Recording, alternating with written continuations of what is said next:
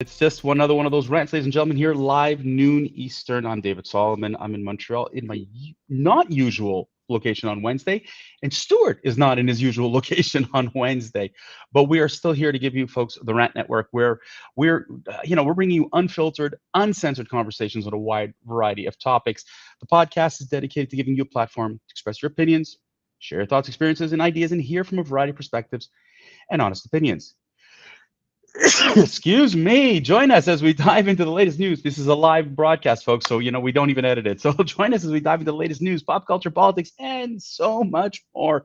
From rants about the absurdity of modern life, and today will be one more of the example of that absurdity, to discussion about the deeper issues affecting our society. We've got you covered. So sit back, relax, and join us on this journey of discovery and exploration. It's time to join the Rant Network. And ladies and gentlemen, one of the things that drives Stuart, myself, and many others crazy is the word hypocrisy. Once upon a time, and we have said this too many times, the media was once held in high regard. We valued the media as a source of news, generally unfiltered, generally accurate, generally sticking to the facts. But in the 21st century, it doesn't seem to matter facts. Facts have no bearing whatsoever on the news. It's all about opinions. It's all about biases, and it's all about, the media trying to push an agenda. Now, there are those who are going to sit here and say, yeah, guys, again, conspiracy theories, la, la, la. Well, let's dive into that, Stuart. Let's talk about a few of those recent media hypocrisies that just make us go, what the bleep? Stuart? David, you said it right. It's media hypocrisy. It's political hypocrisy. How one side can claim to be the champion of one issue and totally ignore another. Whether we're talking about fentanyl and understanding the mix between veterinary drugs and fentanyl crossing the border, but ignoring the fact that there is a border crisis. Ignoring that the fact that these drugs are pouring in, manufactured primarily in China, coming up through Mexico. Let's forget about that. Let's forget about in Tennessee about the homicide, the murders. But let's champion the vice president going to the rescue of two disgraced Democrats. That if a Republican did the same thing, they would be ousted and be called everything under the sun. Let's ignore the fact of all of the polar opposites of their agenda because they're irrelevant. And that where lies the problem. David, you and I have been accused of we're right-wing radicals, we're right-wing this, we're right-wing, and we're really not. We're really dead smack in the middle of most of these issues. However, when these issues are so far over the edge, then anyone that's in the center has got to call it over the edge.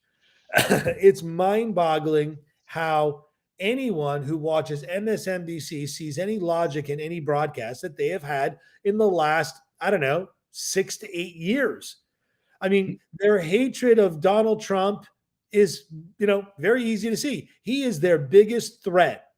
Global warming is their biggest threat, but not nuclear holocaust, not a country like North Korea, Iran, or even Russia that threatens that they're going to lob a nuclear weapon, which, by the way, can fit in a briefcase today. Totally ignored by the media. Everyone's focused on global warming.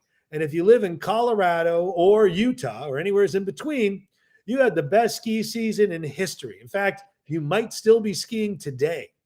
But again, the hypocrisy is global warming is the single most important thing challenging the world, where we represent less than 10% of the carbon emissions, where China, India, Pakistan, and Russia represent 80% of those emissions.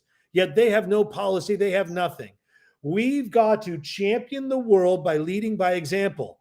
Like California, for example, where 800,000 people, the first time in history of California being a state, since 1850 about, there have been 800,000 people leaving every year California.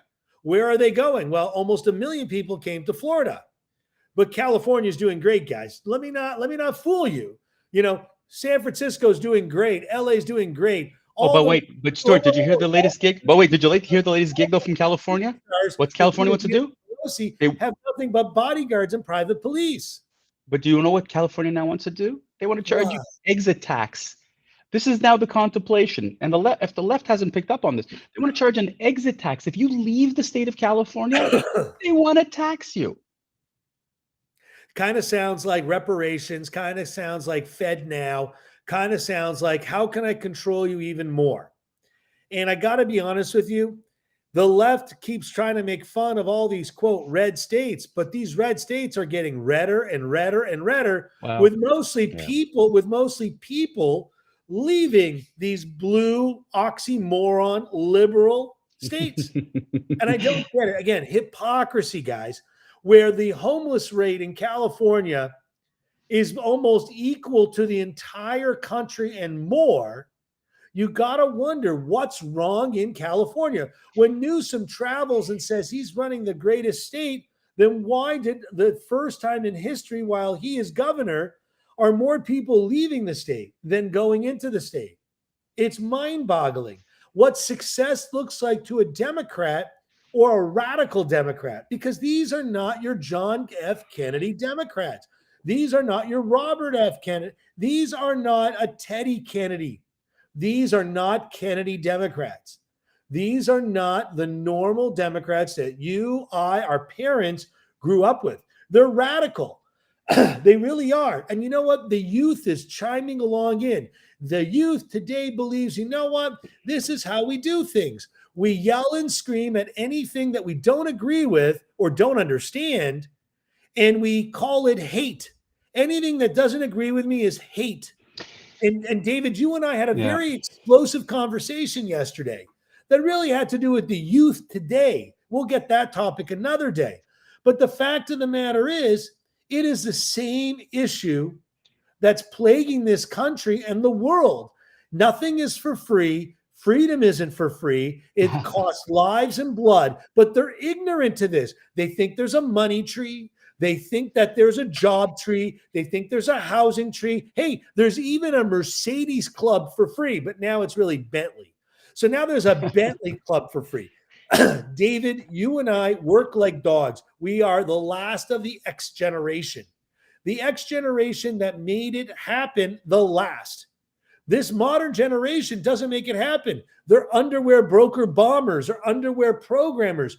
They don't believe in centralized working. They don't believe in community. They believe in themselves. They hide themselves in phones. They don't. But Stuart, let's bring it back to like the whole thing that you're going on here is how the media has actually perpetuated this. Well, they've helped inflate, configurate this issue with today's youth and whatever. Good word, ladies and gentlemen. Configurate. There you go. Configurate. So here's the thing. Okay, we want to talk about hypocrisy. I'm going to give you a bunch of examples, ladies and gentlemen. In the United States alone, Chicago, San Francisco, Portland, Seattle. Have we seen what's been going on in those cities? Have we seen how those cities are literally falling apart when Whole Foods is closing its flagship store in downtown San Francisco? It doesn't get news in the liberal media. Why? Because why draw attention to crime? When you talk about international relations, and ladies and gentlemen, this is dear to my heart. A family in Israel is mourning, during the Passover holiday because half the family was killed by terrorists. Okay, now you're not allowed to call them terrorists anymore. You have to call them militants. Then again, the media flipped the word because we need to downgrade. A terrorist is bad. A militant has a cause. But I didn't realize that a mother and two daughters are a cause to kill people. Okay, the world stayed quiet. The media did not report this. The media has stayed very, very silent. Social media has actually done more for this cause than the media itself. The media has decided to ignore it. Why?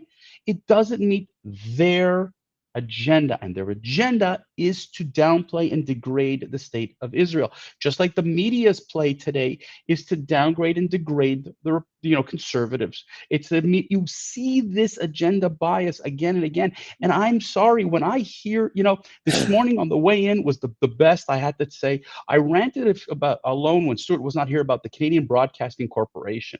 And I talked about the media bias of it. And I had people come up to me and say, David, You're wrong. The CBC is the best thing in Canada. Well, this morning, the former opposition leader of the Socialist Party, the New Democratic Party, said that it is known in Ottawa that the CBC is a pro-liberal media and will do everything in its power to support the liberals.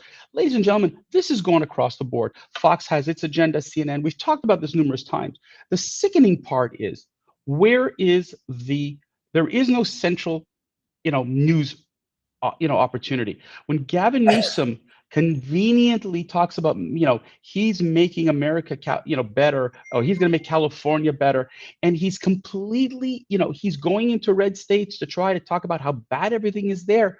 But is there anybody challenging Newsom? Of course not. The same way no one challenged Cuomo, the governor of New York, when he was killing seniors back during COVID. The same way that no one challenged a blue state. But God forbid, Ron DeSantis, Governor Abbott in Texas, Kristi Noem you name the state. Nikki Haley. I mean, Nikki all, Haley, they're even all now Huckabee, in Arkansas, there isn't a single conservative not with a target on their back, thanks to this media. And David. it's the hypocrisy is crazy. I got to tell you, people forget.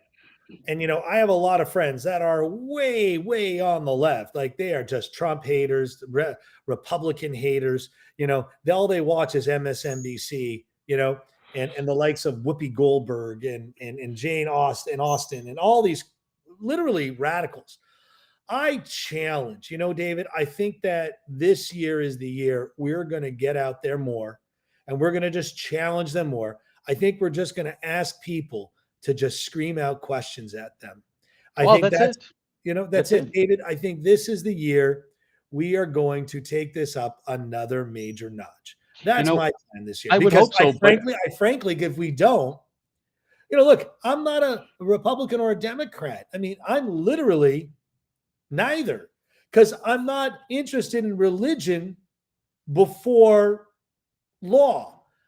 I'm common sense. I'm a common sense. Well, they're going to tell you, the media is going to tell you that your common sense is antiquated. You need to be more aware. I can't use that other four-letter word. You have to be more aware of what's going on. You have to evolve. And the media is trying to tell me where I need to evolve. What makes me, listen, I'm sorry when I don't have in Canada choices of media like you do in the United States. You have both sides. You have other conservative media. You have a lot of liberal media. We don't have conservative media in Canada. We're only allowed to have the liberal-leaning ones. So, when you look at the Globe and Mail, the National Post, the CBC, CTV, Global, and they spew hate. You want to know why our young people just can't, you said it, can't see the positives, is because the media has literally brainwashed our youth through social media channels as well as through the traditional channels. Through and teachers, through educators. The system It's broken. It's fucked broken. up. It's Yeah. broken. And we're in trouble if we don't do something to fix it. And you're right. And this is what the Rant Network, ladies and gentlemen, is all about, is to bring the hypocrisy, to light, to challenge conventional thinking, because you know what? Conventional thinking isn't conventional anymore. And that's it, folks. That's our episode for today. We really appreciate you tuning in and listening to what we ranted about today. We hope you enjoyed this conversation and enjoyed some valuable insight into what's going on in the world, especially with media. Appreciate your support and hope you will join us again next time. We'll be back on Friday with more thought-provoking conversations. Join us every Monday, Wednesday, and Friday, noon Eastern. In the meantime, don't forget, follow us on social media, share your thoughts with us, and remember, we're always interested in hearing from our viewers and listeners, learning about the topics that matter most to you. Thanks again for listening, and until then, keep ranting.